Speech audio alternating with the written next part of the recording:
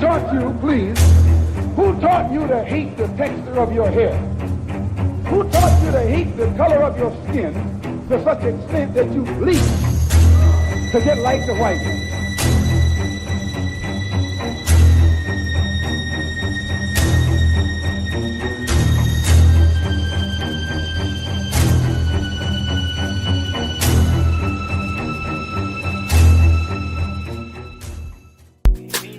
But he's just not a teacher.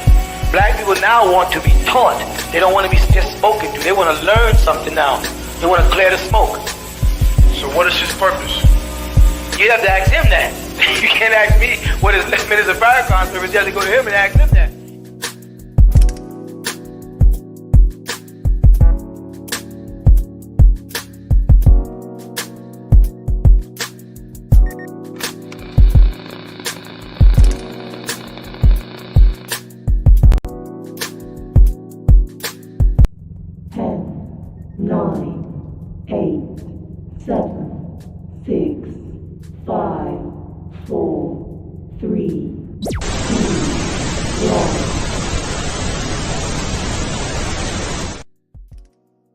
Refugees. Dozens of Afrikaners who claim discrimination in their home country are heading to the United States, right, where your administration is going to welcome them as refugees. Now, this comes as you've halted virtually all refugee admissions for people fleeing famine and war from countries like Sudan and the Democratic Republic of Congo. Why are you creating an expedited path into the country for Afrikaners but not others? Because they're being killed, and we don't want to see people be killed.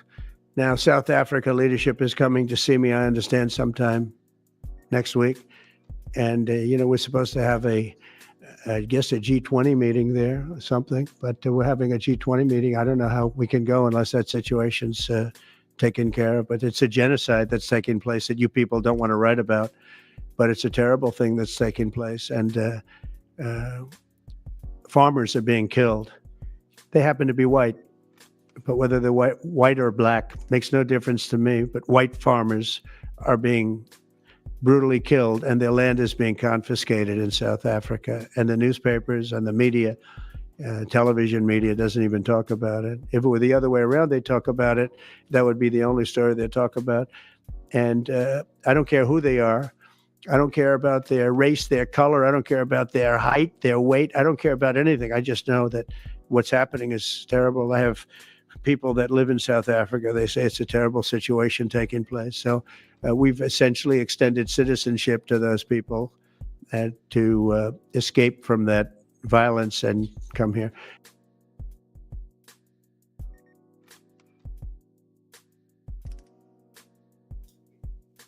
Peace and love, good brother. How you doing? What's going on? What do you think about that? Bro, I can't. About that there. Well, okay. First off, yeah, I'm doing well. Second, I guess an apology is in order because when you first told me, I said I can't believe it. It's not true. It can't be true. Yeah, and this because of these egregious acts of slaughtering and unaliving these South Africans. Trump said you're now citizens. If you guys pay attention to the flyer, I have it real quick. Look to the top left corner. That's Ellis Island. To the opposite side right there, those are the Pilgrims. And we're going to deal with it. So before we do that, you go ahead and keep with the house rules. I'll let you do the honors of giving out the first responders. Yeah, absolutely. So within the first 5 minutes, we have more than 54 first responders. So let's see who we got. First, number one, Solo 5000. That's a 5,000. Wow. He says peace and love to the ancestors. Family, I'm so glad he came in first because we want to start it off the right way and start off by putting respect on the family who came before us, whose shoulders we stand on. So peace and love to our ancestors. Number two in the building is James Bear Murray the fourth. He says peace from HBG, Pennsylvania. HBG, I'm not sure what that is. Somebody Maybe I'm gonna have to Google that. I'll just humble myself and just Google it.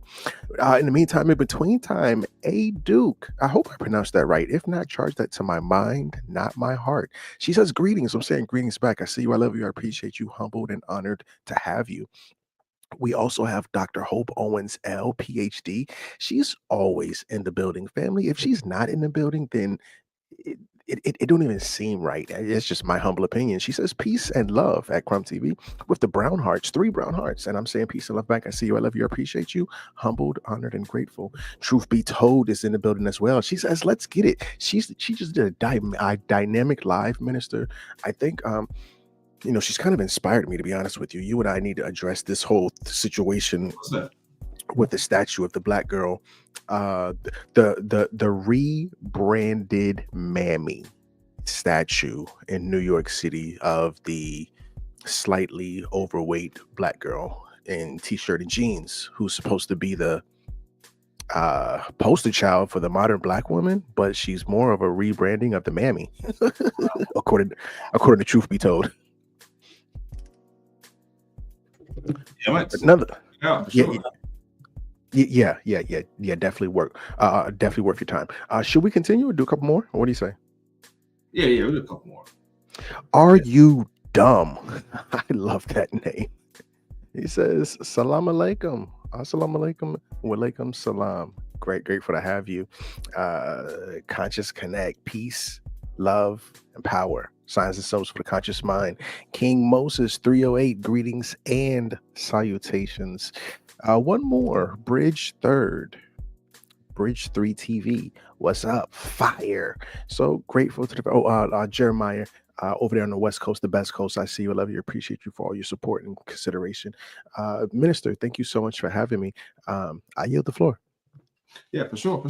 Let's check out this other video. This is actually the homecoming event. Let's check this out.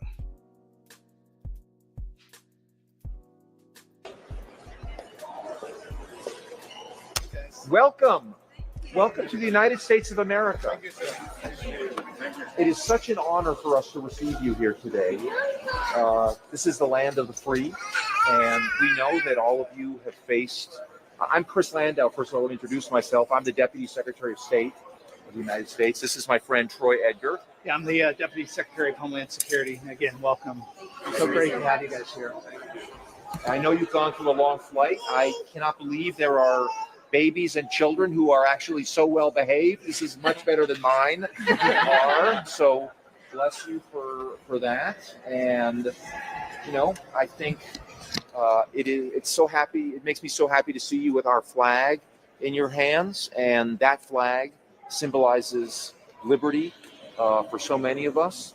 Many of us, our families have had a journey not that different from the journey that you are embarking on today. Keep that in mind. My own father was born in Europe and had to leave his country when Hitler came in the 1930s, and made his way to South America first and then eventually to the United States.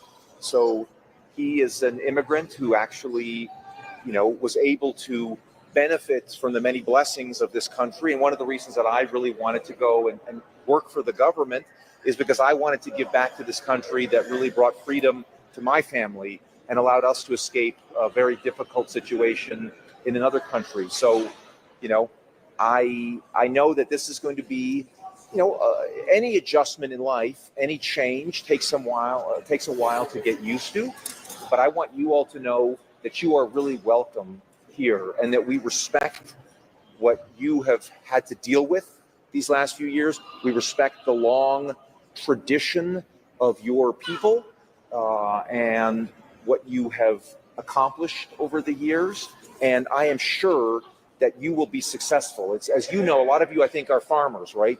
When you have quality seeds, you can put them in foreign soil and they will blossom, they will bloom. And we are excited to welcome you here to our country where we think you will bloom, and we will hopefully allow you to have fulfilling lives for your children, and then we will bloom and we will benefit alongside you. So thank you very much for coming here. Yeah. Yeah, I'd like to add again on behalf of President Trump, Secretary Noem, we're just so grateful that you guys are here. Everybody within DHS, we've been so excited to be able to get you guys here to process, to vet, to everything, so you guys get a really warm start. After all I was tracking your flight, 12 hours that you were last night. I'm like, oh my God. So thank you for just the patience of being able to get here. Very similar to Chris, as our Secretary Landau, is that my wife came from Iran. Same thing, persecution from Christianity. And she's come here. She now speaks 5 languages. She's a school teacher. She's a great American story. And we're so grateful. I think Chris and I both just wanted to come and make sure that we greet you guys, we meet you, give our contact information to you. And if there's anything that we could do, we just want to welcome you personally. We look forward to, after this, to be able to spend a little bit of time with you and get to talk to you guys. So thank you guys.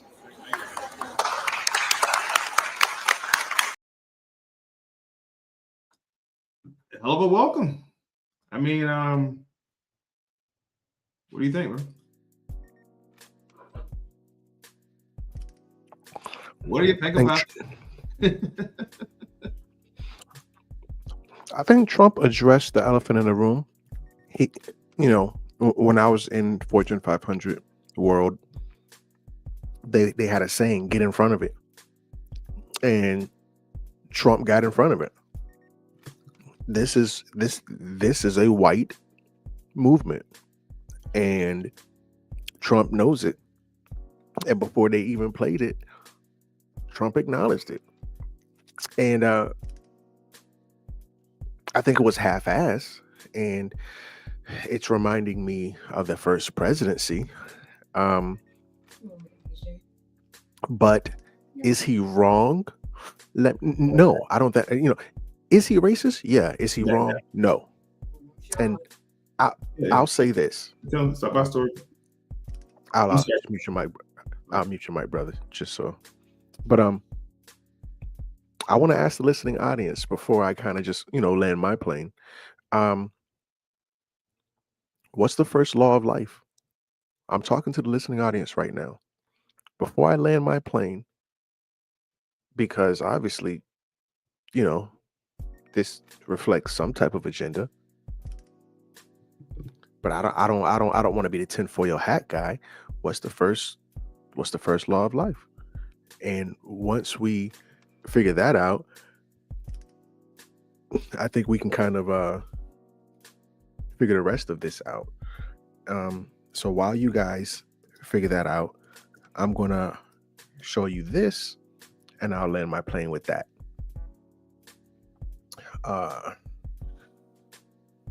Okay, so a couple of the family knows. Because and several people gave you the right answer, but King Moses was the first one. So shout out to him. He says self-preservation. Yes, family, self-preservation is the first law of the life. It's the law of the universe. And it must be respected. So when they try to preserve their people,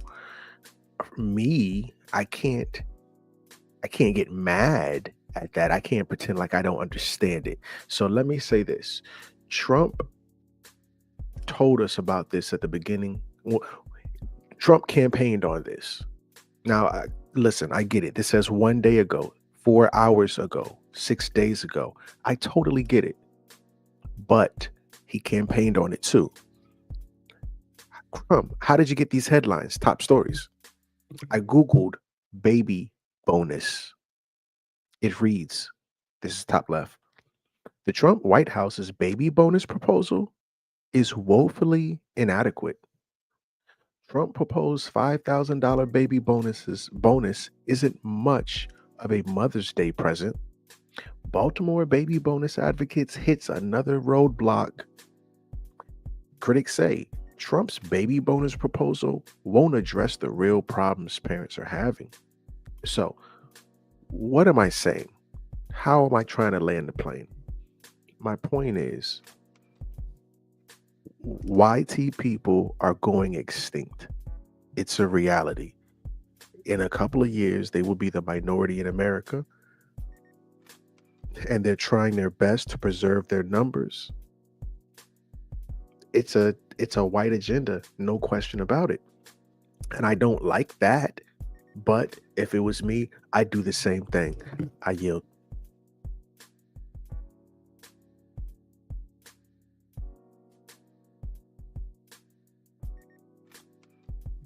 Okay, well maybe My bad, man. there you go. Okay.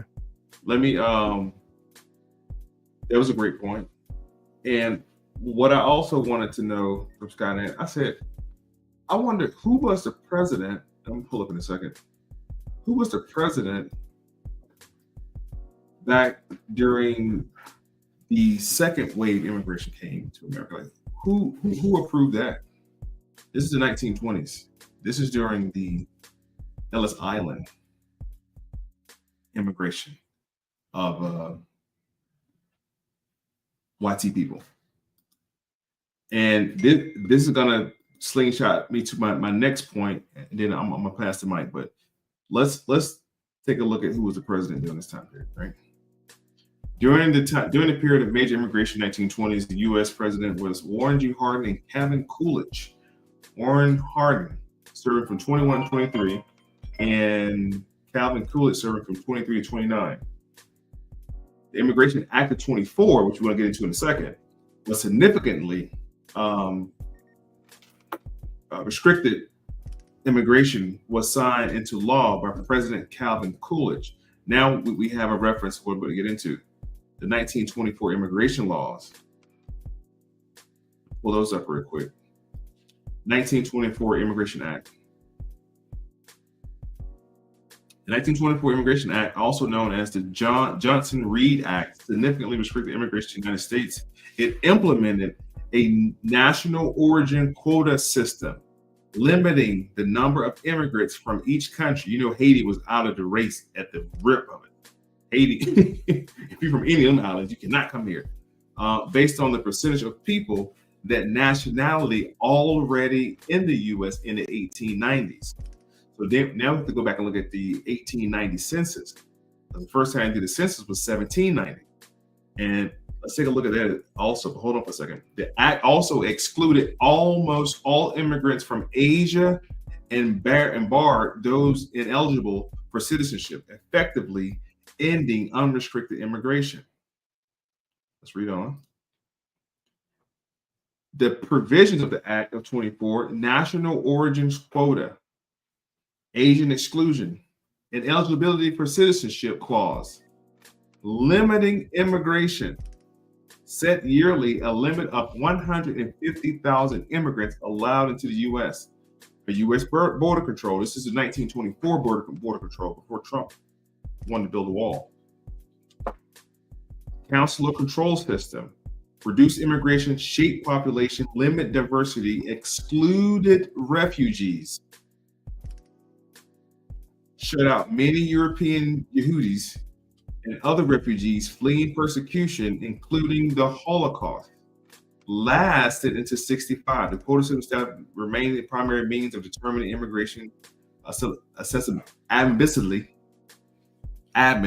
until 1965, when the Immigration and Nationality Act significantly revised the system. Immigration Act of 24. It was an act passed due to the growing public and political concerns about country's fast-changing social and demographic landscape. It replaced earlier legislation by significantly reducing the immigration from countries outside of the Western Hemisphere. Immigrants from Asia were banned, and the total annual immigration quota for the rest of the world was capped at 165,000, 80% reduction of yearly average by 1914.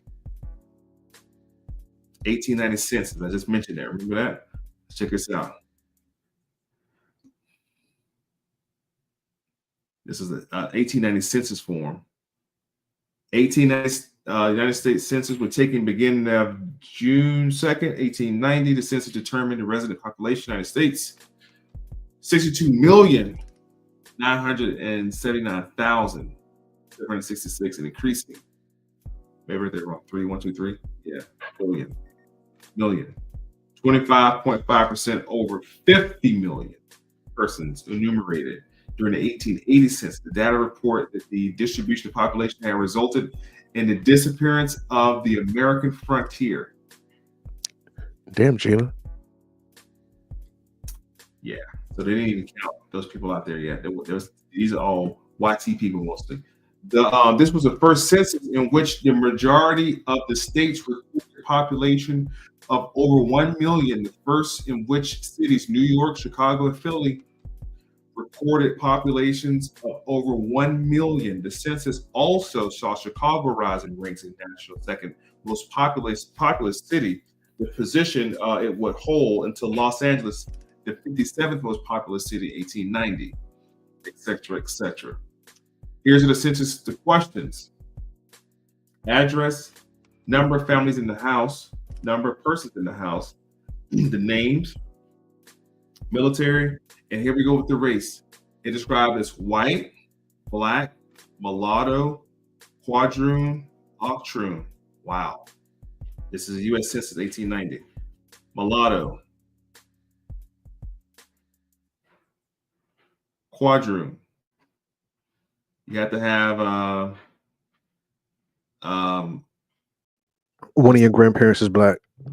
In a colonial society in America and Australia, a quadroon or quadroon was a person with 1/4 African Aboriginal and 3/4 European ancestry. Wow. A similar classification were octroons. 1/8 black and quadroons 1/6 black. That's crazy. Mulatto is one of your parents are black. Quadroon is one of your I'm sorry? Twice removed. Like say like twice removed from your mom. Like once removed. Quadroon is one of your grandparents is black. Yeah. Octoroon is one of your great grandparents. I'm octoroon. What does that mean? Well, my mom not black, my daddy not black, my grandma not black, my grandpa not black, and my grandma, my great grandma, she not black neither. But my great grandpa, he black. So when you start talking like that, that's when you start operating under the one drop rule. Facts. In the Americas, indigenous people comprise the 2 continents, pre-Columbian inhabitants, as well as the ethnic group that identified with them in the 15th century. One more time, for y'all in the back, it's really slow. They're saying that this term identified those who were on both continents, North and South America, Central too, as well as the ethnic groups that identified with them in the 15th century. In the 1400s, the ethnic groups that identified with these groups were a bunch of Asians who look like what you think Indians should look like, as well as the ethnic groups that identify with the pre-Columbian population of the Americas and such. Boom. So anyway, this was the 1890 census that gave rise to the 1924 Immigration Act. Let's go back one more spot before I pass the mic. One more spot. 1790 U.S. Census. Let's see what the 1790 U.S. Census was about, or who it was for. Then I give the floor. 1790 U.S. Census was the first United States census. It recorded the population of the whole United States as the census day, August 2nd, 1790, mandated by Article 1, Section 2 of the Constitution. The applicable laws and first census, the population of the United States were enumerated to be 3,929,214 inhabitants. Congress assigned the responsibility of 1790 census to marshals to go do this. The census was published in 1791. It was a 56 page. It cost $44,000. Cheese and rice, man. However, Thomas Jefferson, President George Washington expressed skepticism over the results, believing that the true population had been undercounted if indeed undercounted, it was the result, possibly explanation for to include the disappearing population, poor transportation links, limitation of contemporary technology, and individual refuse to participate. The questions: name the head of the family, number of free white males age 16 and over, number of free white males under 16, number of free white female. Now, why do they keep saying free whites in 1790 Why y'all think they keep saying that? We haven't even got to the Negroes at the bottom yet. These are just they're saying that how many free whites do you have? No. Okay, you have 12 white people here, but how many of those are free though? What you mean? They're indentured slaves. They count the number of free white males over 16, number of free white males under 16, and the free white females. Numbers of all other free persons, excluding slaves. So if you were not if you wasn't a free white person, sorry about that. If you wasn't a free white person, then what were you considered? And that's why Washington made a statement. He said this can't be the whole count of everybody. First of all, although the census were proved statistically, they fake based on data collected in the records. This wasn't even the true count.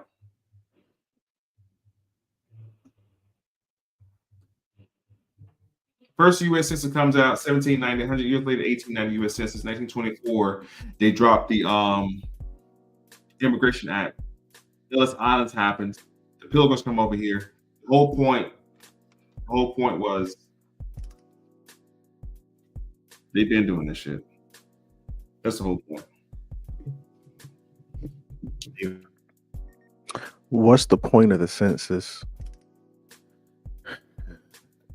That's where I want to start, because the reason why I don't like to have these type of conversations, I mean, I love this for this particular live, but in real time, is because number one, Black people don't know words. I'm not gonna stop picking on Black people till the Black people start picking up books. The word is pragmatic. How does this apply to real life? Are we just taking numbers just for the heck of it? So I was talking to Amor, and I asked him, I said, how do you measure the health of a nation? Because the Moors swear, nationality is the order of the day, but can't tell you nothing about the nation. I said, how do you measure the health of a nation? Of course, the brother says some crazy off the wall thing. I said, no. I said, you measure the health of a nation by live births. If you're not having live births, then your nation is dying. I was talking to, I believe the Minister of Information was in the room. We were over at House of Consciousness in Norfolk, Virginia, and it was me and Righteous Allah. And Righteous Allah says a generation is 20 years. Or some goofy number. I asked Righteous Allah, I said, how old was your mama when she gave birth to you? He said she was 15. I said, a generation is not 20 years. A generation is the age gap between you and your mama. Because if a generation is 20 years, then you and your mama in the same generation. But you Negroes ain't looking at it that way, because you're not looking at it in a way that's pragmatic. It makes sense. You're trying to force your way to understand some European goofy construct that's based on their birth rate, which is every 20 years. You kiss a Black girl, she get pregnant. They don't know nothing about that. I digress. So now, how do you measure the health of a nation? Birth rate. We need to know how many good white people we got in this country. And they already told you. They've been looking at the numbers, and they project by 2045, they'll be the minority. A lot of this started with eugenics, but this is prior to eugenics, but it leads up to eugenics. You want to measure the health of the nation, the genetics of the nation. What is it? Oh, we're a melting pot. No, we're not. What does that mean? Dr. Francis Cress Welsing told you nobody's in a melting pot because everybody has the self uh, preservation drive to preserve their being. You want babies that look like you. So now, let me share this with you. Because the family be tripping me out a lot of times. I just kind of don't be saying nothing about it. So before I ask a couple questions, I want to make a couple statements.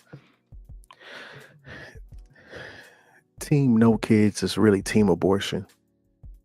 This girl, because now you and I, we're at that age where the girls we talk to, they got grandchildren. She said, yeah, my daughter ain't got no kids. I said, how many abortions your daughter had? She said 2. I said, okay, your daughter got kids. They just in the graveyard. So let's just, team no kids is really team abortion. And Black girls are leading abortions. The most dangerous place for a Black baby is in the womb of a Black woman. Yeah, I don't like this whole Donald Trump thing, but I tell you what, I can't really be mad about it because they know how to, they at least have the desire to preserve their race. So now, in 7 years, 45% of women will be single and childless. According to Morgan Stanley, Minister of Information, this is not Kevin. Why is it not showing? Hold on. I don't know why it's not showing. Operator error, obviously. That's why it's not showing. But here we go anyway. According to Morgan Stanley, this is not according to Kevin Samuels. This is not according to Fresh and Fit or any of those red pill dudes. This is Morgan Stanley. So your question should probably be, why does Morgan Stanley care about this? I'll get into that in a second. But Morgan Stanley said it's projected by 2030, which family? How far is 2030? 2030 is not like 100 years from now or nothing. It's 5 years away. Actually, we're in May, almost in June. It's 4.5 years away.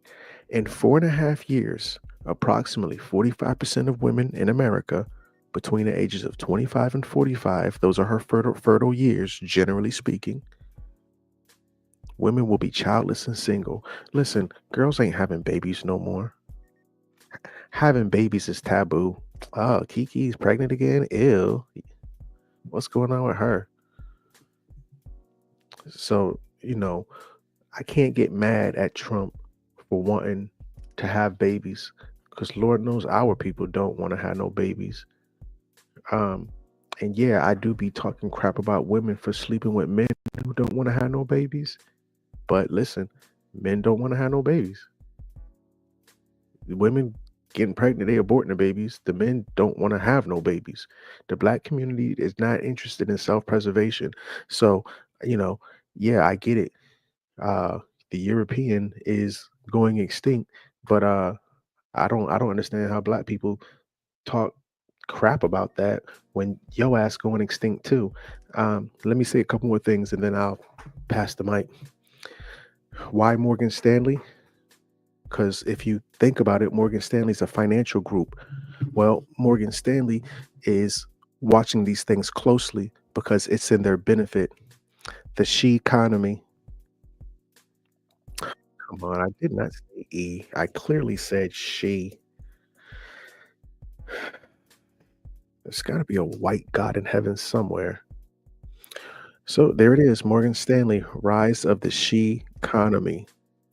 The reason Morgan Stanley even cares that 45% of women will be single and childless is because these single and childless women are going to spend more money. The more money she had, the less oversight she has from a man, the more money she's going to spend. The less financial obligation she has for a child, the more money she's going to spend on herself. What they're doing, because women talk about women liberation, I don't support women liberation. I don't support women's rights. All of it is a farce for money. It's a money grab. There's no such thing as women's rights. Women's rights is a farce. It's just a money grab. Supporting women's rights is just supporting making people rich. Women don't even want rights like talking about. But that's a whole nother video. Why is this even important, Crumb? The reason this is all important is because the minister showed you the first census in 1790. So now, what is median age? Because I was going to ask, but I'm not going to ask nobody nothing. Median age is about the average person in your country. How old are they? Family, let me ask you this, because we want to measure the health of a country. White people know they're going extinct, so they're paying attention to that. You going extinct, and you just, trying to free R. Kelly. You don't really pay attention to too much as a people, not as a person. So don't take it personally, please. So now, with that said, what is the average age of America? How do we measure the health of the nation? Are we a old people who are dying out? Are we a young country? I'm asking you right now, what is the average age of the average person in America? Bend down, pick up a rock, close your eyes, spin around 3 times, throw that rock. The person who it hits, how old are they going to be? What is the average age of Americans? While the listening audience is thinking about this, I want to ask you, Minister, what do you think the average age of the average American is? Now? Yeah, 2025. American, like everybody included, probably men or women? Everybody. Everybody. The average age of the average person in America. That's hard to answer. 42 to 50, I guess. Women outlive men. Women outlive men, so I don't know, bro. But everybody who's alive right now. But nonetheless, James says 54. Conscious says 36. Dier says 78. I think maybe you don't understand what I'm saying. That's a hard thing to answer. Like, no. Everybody in America? No, yes. It's totally normal, brother. Follow me. America's median age. 38.7 years, 2023. This is what the census is about.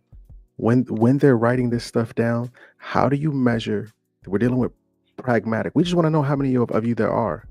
Well, it seems a little bit nosy, invasive. No, we're trying to find the median age because we want to measure the health of a nation. The average median age of America is 38. The average person in America right now is 38, about to be 39. So why is this important? Because median age of Japan, the average person in Japan, the average age of the person in Japan is damn near 50. Japan is a dying country. If that makes sense, press 000. If it doesn't make sense, press 111. If you understand America is a young country, generally speaking, we have young people here about in their 30s, late 30s, early 40s. Japan, most people over there are going to be in their 50s. If that makes sense, press 000. If you're lost in the sauce, 111.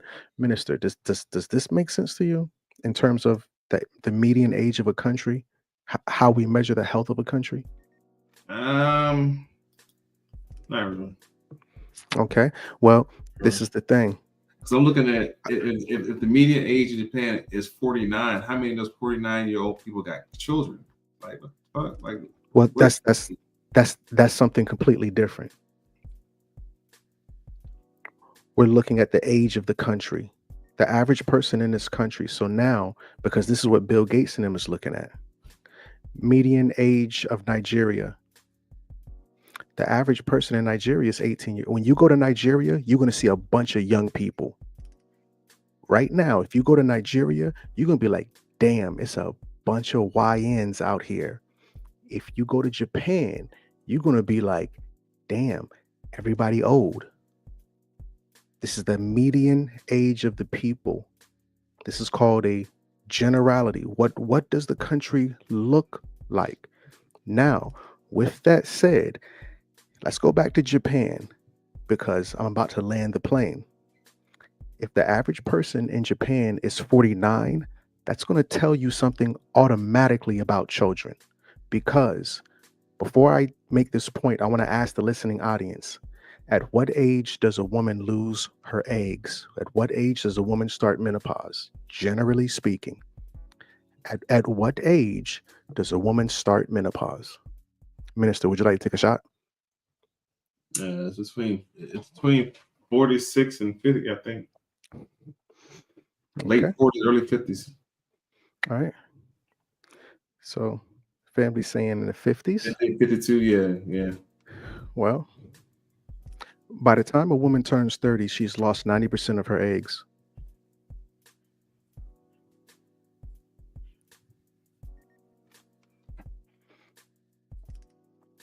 Let's see. This is ABC News. For women who want kids, the sooner the better. 90% of eggs are gone by age 30. Pre-menopause starts at age 30. Pre-menopause starts at age 30. Why are you seeing these boosts of children with these birth defects? Because women are starting to have babies later in age. About 10, 15, let's say about 20 years ago. 20 years ago, the median age for giving birth was 20 or 18 or something like that. That's my thing, right? I mean, like, even the point you made earlier, like, my brain is having a hard time separating. Like my brain can't lump everybody together. Like, it's impossible. Like, I'm trying. Well, said the average age, the average did like okay, who was talking about? Well, here, Population. let me help you. If you have 5 people and all 5 of them people are age 5, then the average age is 5. If you have No, I understand mode, medium. I get that part. Right. But, right. Well, that's exactly what I'm saying. That's all I'm saying. The average age is 50. That's all I'm saying. The average person. Can we look up the average age of African Americans and Black people in America? Can we look that up real quick? Yeah. That's my brain stopped. All right, that ain't Black and white people. The average age of Black people in America. Median age of African Americans. There we go. 30, all right. 32. Like, all right, hold on, wait a minute. Right. But why does that help you understand my point? Because it was a generalization of everybody in America. I'm like, wait a minute. Correct. Yeah, everybody in America. Yes, sir. Okay. Everybody in America is going to, the average age of America is about 38, generally speaking. Everybody in America is about 38. Close your eyes, spin around, throw a rock. Whoever it hits, they're probably going to be 38, no matter what their race is, generally speaking, in America. Damn. So with that said, when do women typically start to go into menopause? Menopause starts at age 30. Menopause, generally speaking, starts at age pre-menopause. She's losing 90% of her eggs by age 30. So now, I can have a baby when I'm 50, sure, but that baby gonna come out looking like Quasimodo. Because her eggs are hard boiled. Her at that point, her eggs are hard boiled. Wait a minute, man. Oh man, what the fuck? Wait a minute.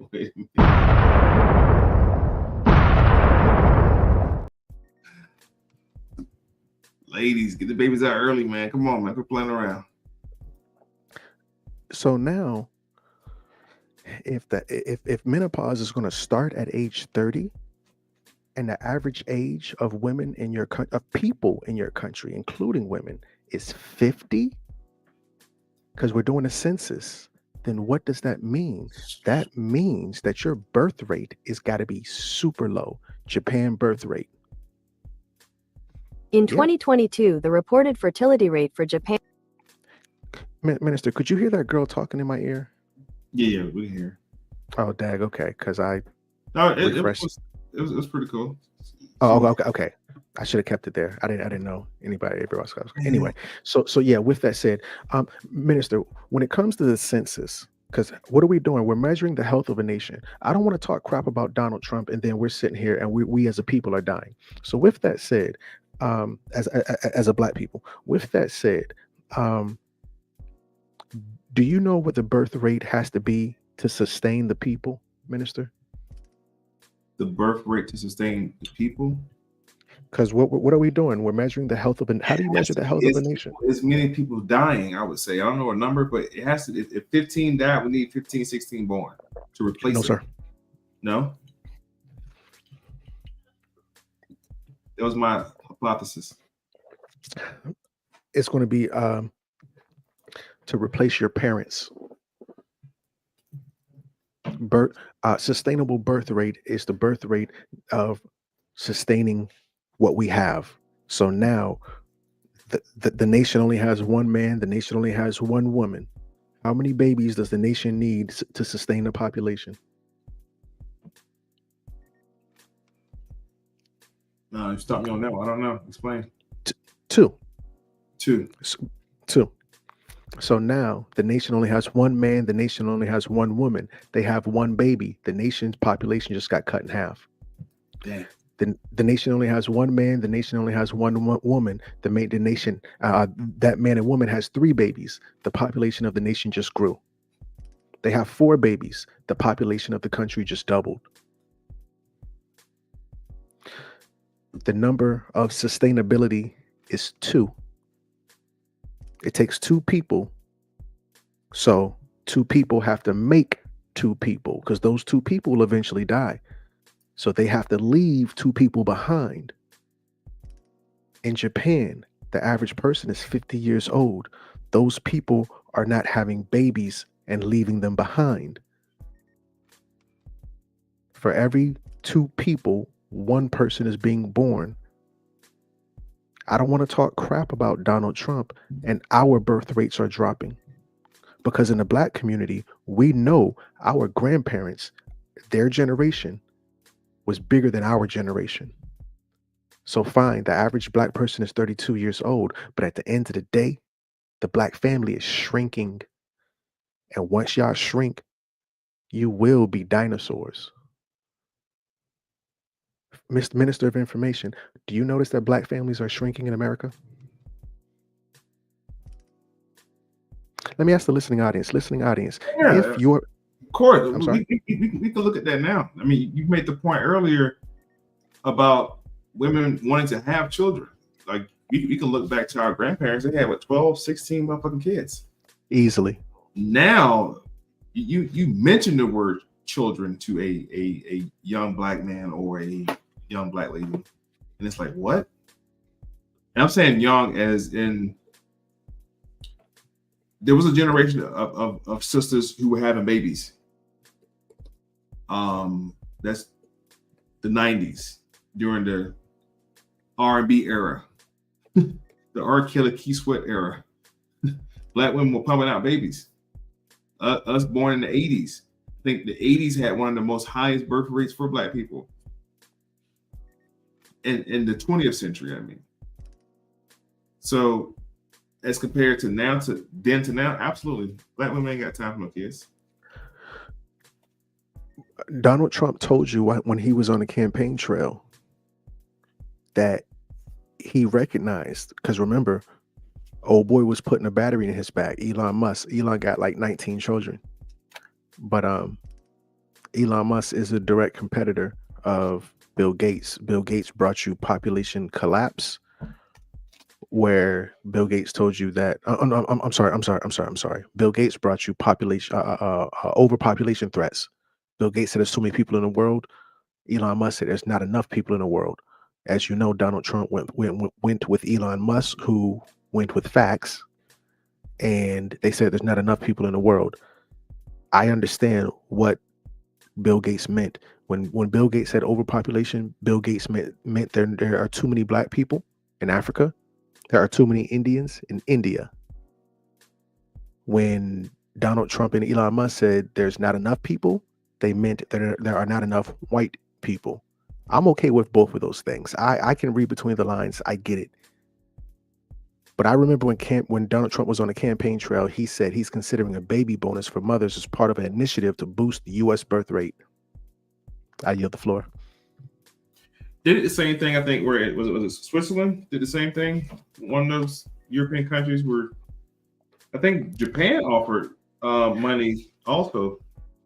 Japan said you can come there. Hold on. Let me see. Let me check that. They was asking. Does Japan have some type of initiative to come for Black people to come get? Hold on. Does Japan have some type of initiative for Black men to come get Japanese women pregnant?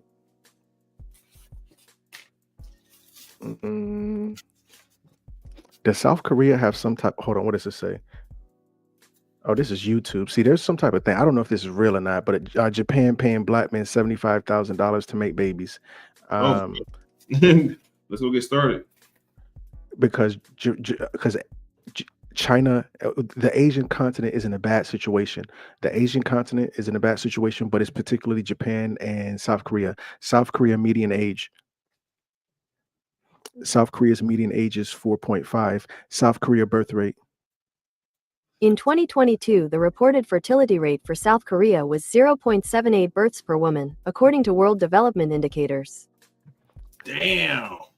They not having no babies. If you go to what was that movie? There was a movie, and it was a movie, and in the movie there were no children. And this one Black girl gets pregnant, and it's this in Europe. There's a movie, it's in Europe, and nobody's been pregnant in like 15 years or something. You seen that movie, Minister? Somebody in the listening audience. Hold on. I can't do this.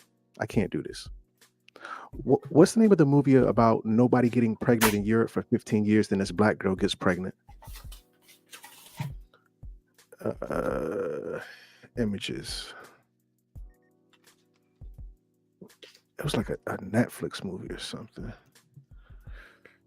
This is not it. She was in Europe or something. Somebody in the comments got to tell me.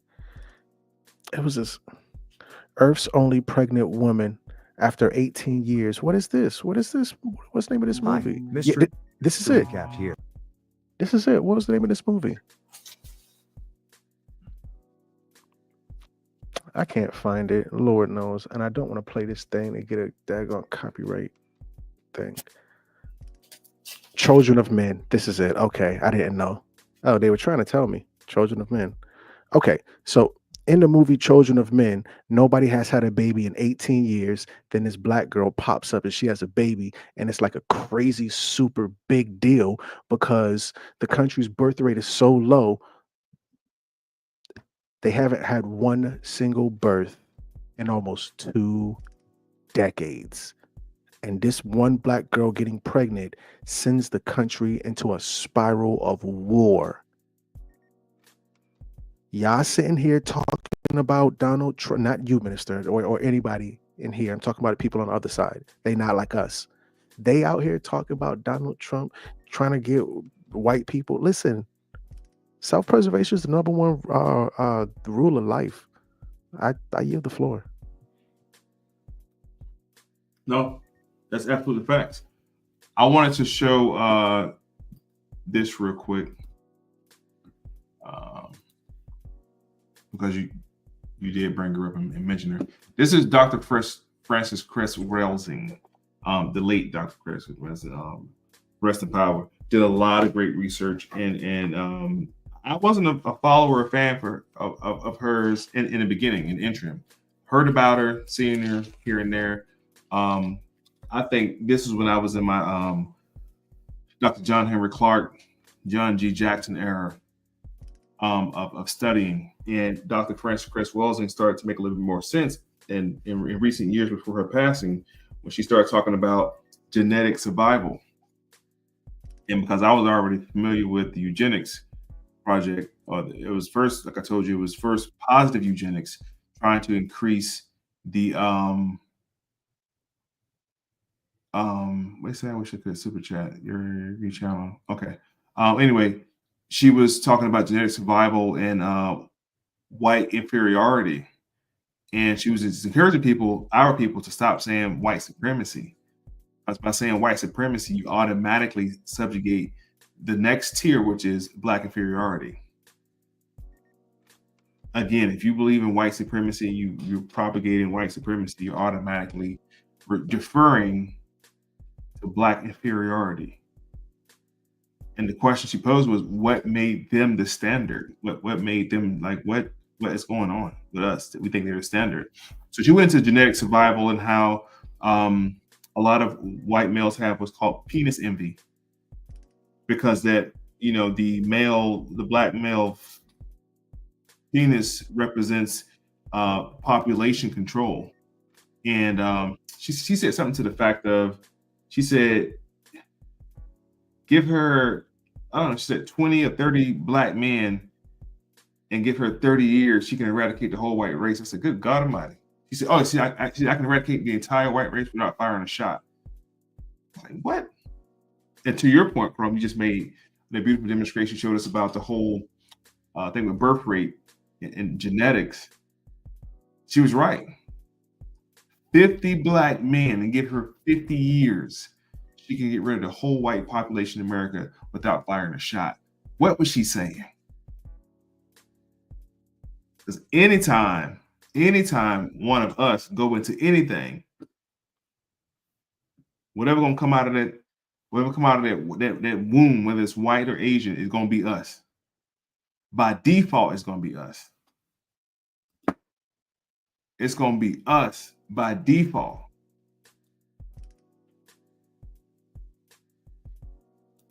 That's Mendel's law. If you never heard of Dr. Mendel states that you can get recessive from dominant, but you can't get dominant from recessive. That's Mendel's law. You can get the dominant from the recessive. I'm sorry, you can get the recessive from the dominant, but you can't get the dominant from the recessive. And your black genes, your black DNA, your black melanin is dominant, supreme, superior stock. They can dilute it, they can pollute it, they can poison it, they can beat it, they can sell it, they can lynch it, but it ain't going nowhere. And they realize this, and this is what forces white European into the discipline of anthropology and archaeology and paleontology and Egyptology, all these ethologies, these studies. Dr. Leakey and his wife digging. They didn't dig in Europe very long. They couldn't. Once they got past the Paleolithic period, which was not that long ago, they went back farther. They went to Africa. And this when they discovered Zanthropus, Africa's robustus, the pecan, the Java man, discovering that there were civilizations and entities and people and beings that predate white people by thousands of years. They knew they were not the first ones here. So since that discovery, they have been on a crusade to preserve the race. Any catastrophic point in history you ever heard about, think about it for a second. Since wars broke out and started, the first wars, the 100-year Indian Wars, the Crusades, and these different ventures and battles and stuff, race or survival was at the base of it. Europeans, since they came out the caves, they've been fighting to survive since they came out the caves. It's only a handful of them. My apology, Minister. We just hit the hour mark. I want to see if we can take a quick commercial break. Please. Yeah, absolutely. So, family, Juneteenth, which is next month, prepare to do something. Listen, family, I love the internet. You love the internet. We be on the internet. But what does that mean? That means you be in a house by yourself in that room, probably in the dark. So come on out, family. Let's come on together. Let's fellowship. Let's make it communal. Juneteenth, the big black lie live lecture. It's going to be alive. where we go live, but we're gonna do something different. We'll have a small studio audience. It's gonna be a very intimate setting. Very, very, very limited seating. This will be June 28th on a Saturday at 6 p.m.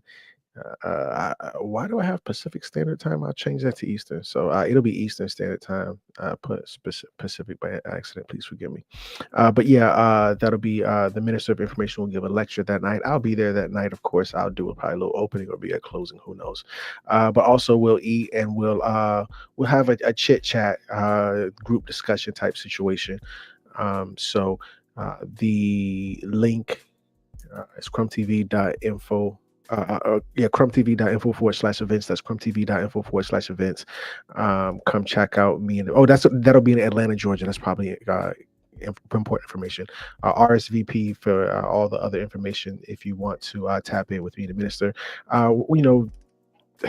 It's probably gonna be like 10-15 tickets available, family. So when we say seating is limited, it's not just a thing that we're saying. It's because it's really an intimate situation. Thank you so much for making time for that, family. I don't want to talk you to death. Let's get back to the measure. Minister, so you were saying that Dr. Francis Cress Welsing was telling us, the author of the ISIS papers, the keys, the colors, the keys, the color, or the color of the keys, or something, that she was saying that genetic annihilation, eugenics. Yes. So yes, she made that statement, as I said earlier, that basically she can eradicate the entire white population without firing a shot by giving her a certain amount of black men and a certain amount of years, and she can eradicate all of them without firing a single shot. And I thought that was powerful. She was basing it on genetic survival. And that's kind of been her topic, I think, before she departed the planet, was for us to understand that it's all about genetic survival and genetic annihilation. We see that with things like the Eugenics Project, the American Birth Control League, the conferences they had in Switzerland that involved people like Laudert Stoddard and Eugene Fisher. You had to be on the last live. I was calling names and showing faces last time to these individuals. So Eugene Fisher and Margaret Sanger and several others who work in collude to demonize the black population in America by calling us feeble-minded, lazy. And that lazy thing kind of stuck with us generationally, because now we'll do shit like before we check out a hotel, we'll clean the whole room up. Like, what are you doing? Are you cleaning up a hotel? What are you doing? Because we have such a schism. It's a schism with black folks to be considered lazy in any type of form or fashion. Some are lazy, but at any rate, let's listen to Dr. Francis Cress Welsing for a second. And again, definitely rest in power to her. Go this far, and then I run into this invisible wall, and people might say, "Oh no, we're not discriminating." But the black person knows that wall is there. They keep hitting the wall. Do you see? Or they're eliminated, or it's just like looking, how we're looking at the Supreme Court decisions that have recently come about. Do you see? Oh wow, they're now going back to the old way of doing things. The door opened a little bit, and now the door has to slam back. Do you see? And we feel that pressure. And this is what we say, well, racism is going on. Do you see? But the white response would say, oh, nothing is happening. Now, if more African Americans and Africans around the world were to begin to look at white supremacy in the manner that you have outlined, what would it mean in terms of how we respond to white supremacy as opposed to, quote, that traditional? Well, that's why we have this chessboard here. All right. Because I say that the behavioral dynamic of white supremacy is analogous to a chess game. We haven't looked at it in that way before. See, we've looked at it, everybody hold hands. Her analogy is crazy.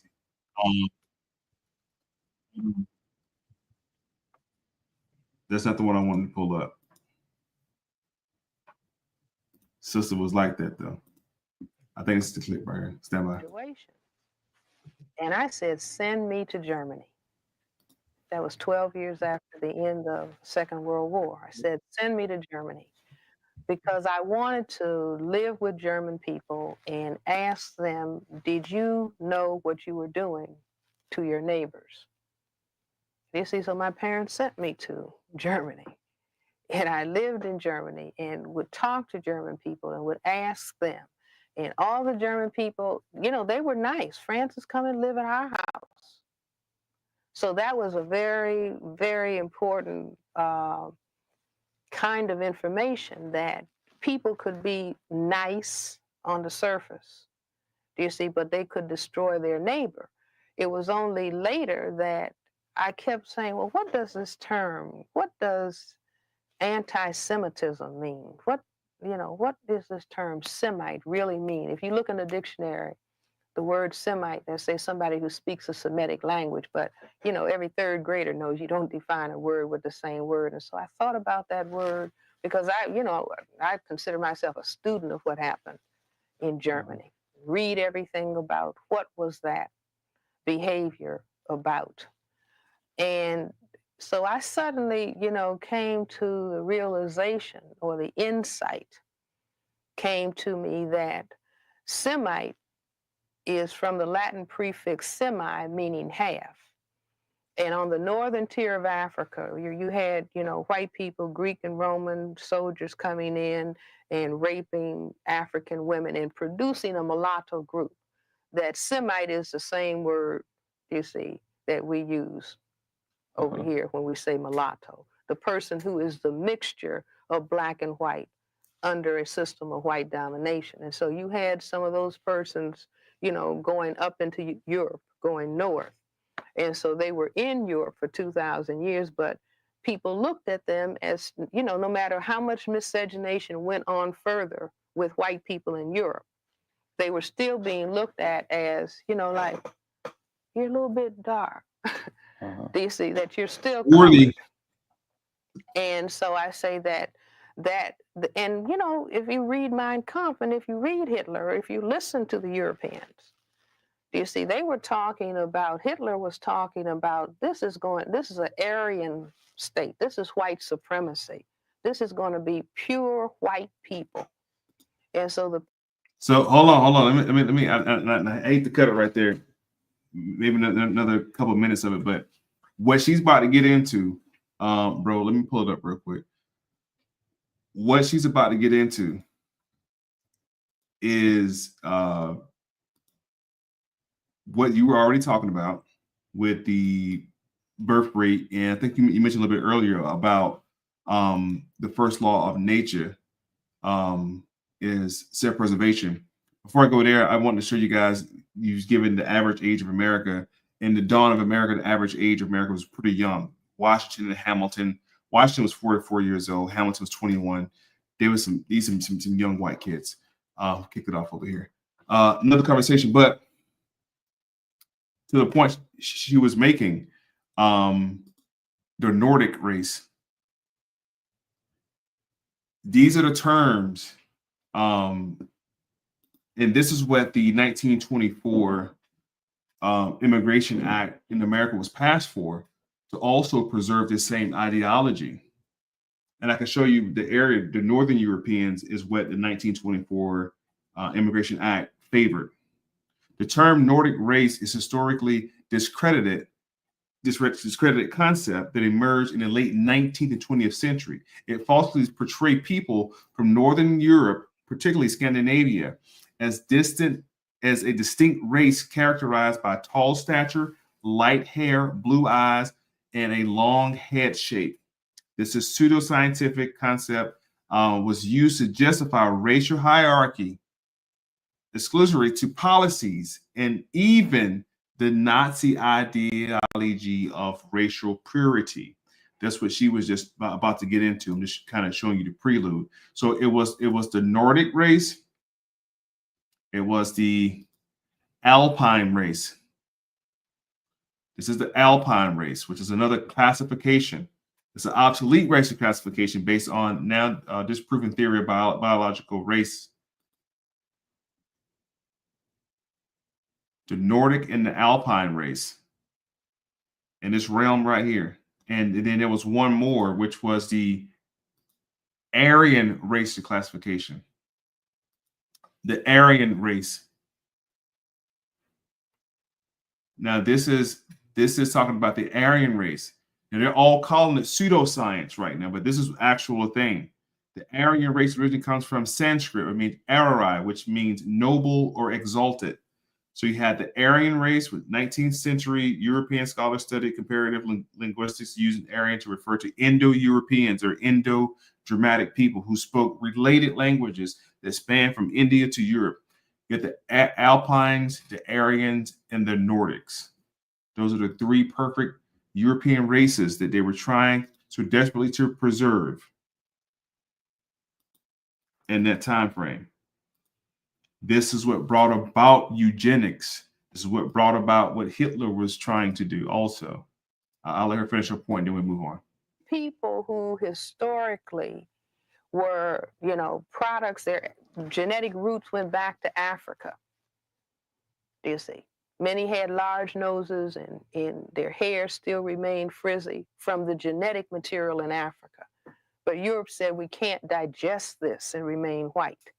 And so they found themselves killing. You see, Germany planned to kill 11 million Semites of the Jewish religion. They succeeded in killing 6. And I maintain that. I have what I call the phrase, the genocidal imperative. Do you see? Which is when white supremacy gets pushed, it has to destroy large numbers of people that it classifies as non-white. Do you see? As a survival, a cleansing. Now, this is very, very destructive behavior. But I say that it can be analyzed and it can be understood, and it is incumbent upon everybody. It's incumbent upon Black people, and it is incumbent upon white people to understand this behavior. Other than Dr. Francis Cress Wilson. I implore you all to please check her out. Dr. Francis Cress Wilson. Dr. Joy DeGrew, she's another great, brilliant lecturer in that subject. Hey, what's that white guy named Crumb? He's a historian guy, but he always takes the position of expressing like the white race is jacked up. What is his name? He's a white guy. He does lectures. He's a professor, but he's well known.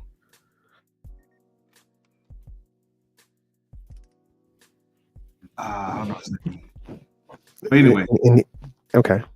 He does a great job breaking down as well. So before we get out of here, I got to do one more thing before we get out of here.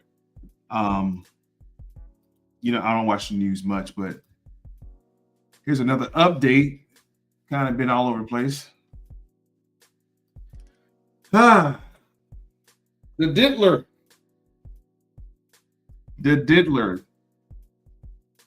is back in the news as of today, along with these Africans in America. So just to end our point with the Africans in America, the titles, clickbait, the real African Americans, please stand up. We know that we're not African Americans, right? They're showing you African Americans now. They have dual citizenship. They're Africans and they're Americans. They are African Americans. Nationality wise, they qualify as South Africans and Americans. So I just wanted to drive that point. But brother, did you hear about the diddler back in the news today? Did you hear about this? No, this is news to me. Please share. Let me see here. Here's something else that I thought was interesting. See if it don't come for me. Shit.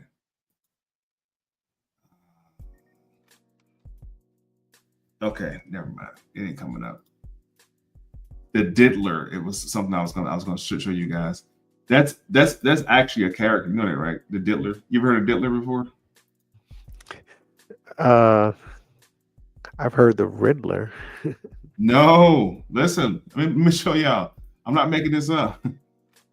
Just like remember when we was demonstrating on Pan, the god Pan, and the real story of Peter Pan and all that kind of stuff. Hey, listen, y'all. This is real stuff behind it. The Diddler can refer to several things, including a play, a band, a song, and a nickname for a rapper. The Diddy just got the Diddler situation this year, like that association.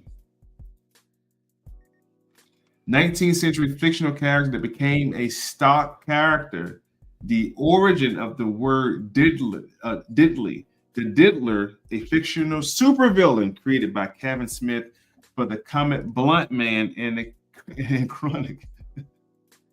The Diddler is actually a character. Anyway, yes, but the Diddy is back in the news, man, and I was reading through. He had two witnesses to testify against him today, actually, and one of the witnesses was a male exotic stripper, dancer, whatever he was, that Diddy hired to come over and do something strange to Cassidy. And this guy just kind of told all about how Diddler had a bunch of baby oil. This is years ago when he was with Cassidy. It says Sean Diddy Combs federal sex trafficking trial. So this is now about sex trafficking. This is now about the Mann Act and domestic abuse. This is no longer about a RICO case and he's this King Enterprise crime syndicate, whatever crap. That's over now. This is all about the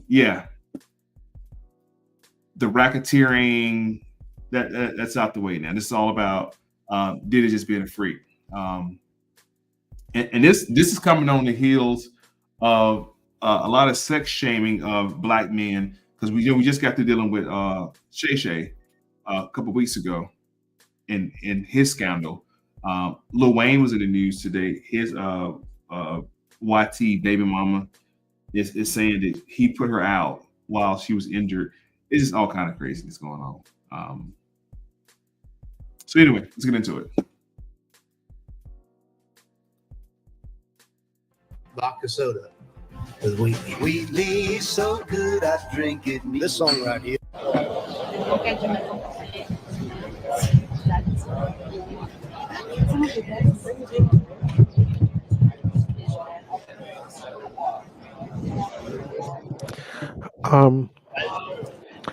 Brother. Yes, sir.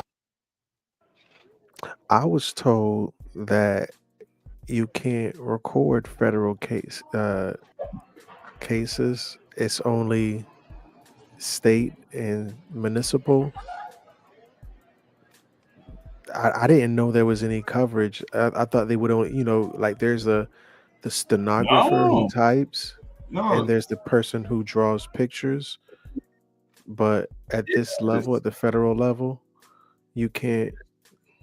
You can draw a picture, but you can't there is no real coverage. You can walk in there, like you and I could walk in the room, in the courtroom. There is public proceeding, but you can't bring a camera Subway in is there. the place to fill up on all the good stuff. Every irresistible sub is packed with tons of crispy, crunchy. Yeah, federal.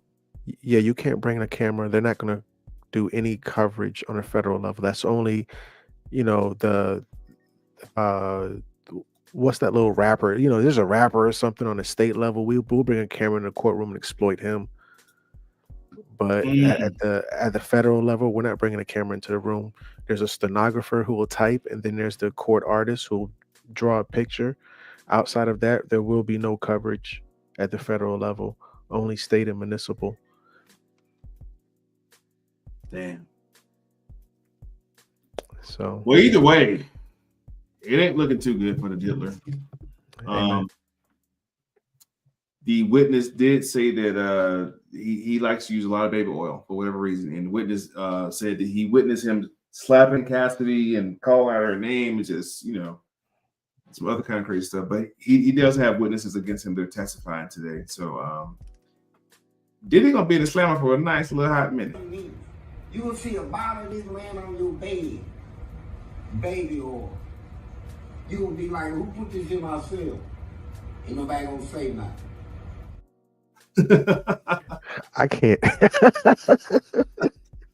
That's the booty man. He said he got him waiting on this. The booty man. I'm still the booty man.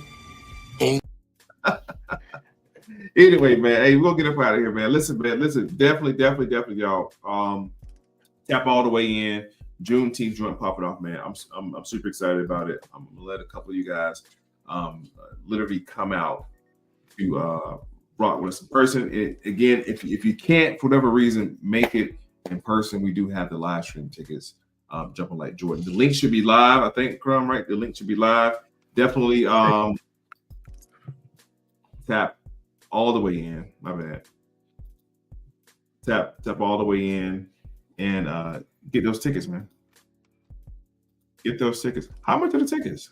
I mean, it's $75 or something around that range. That's the in person. That's in person with food and drinks. Yeah. And this is just a very small personal thing where you just it's 10 people, 15 people, not including the minister and I. So it'll be you, Yah, and us, because we're gonna be in a minister. Where are we gonna be at? Right downtown Atlanta. Again, we gonna be at your house, or is this gonna be at your house? Personally, at my studio spot downtown Atlanta.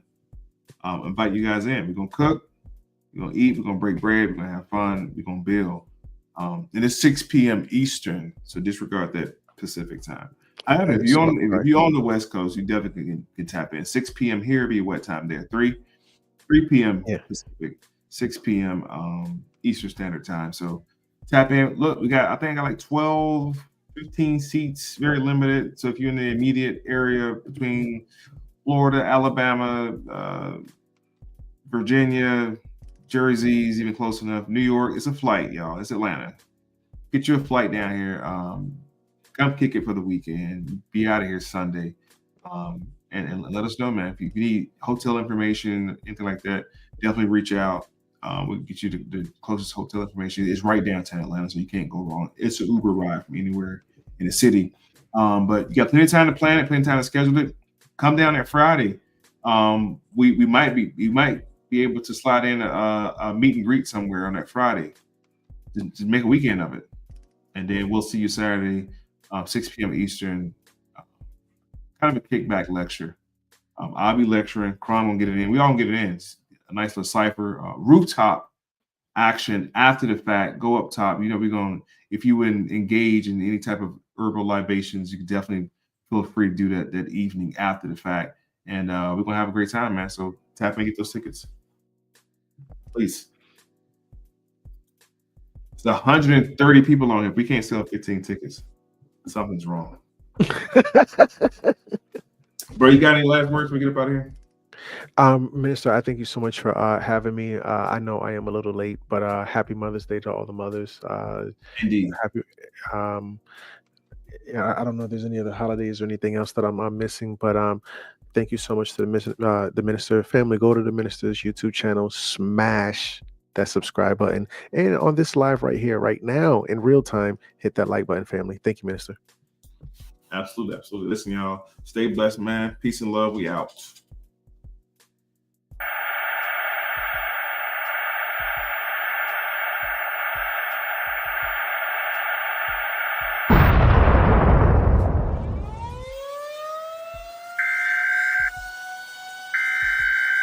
This is the emergency broadcast system. This is not a test.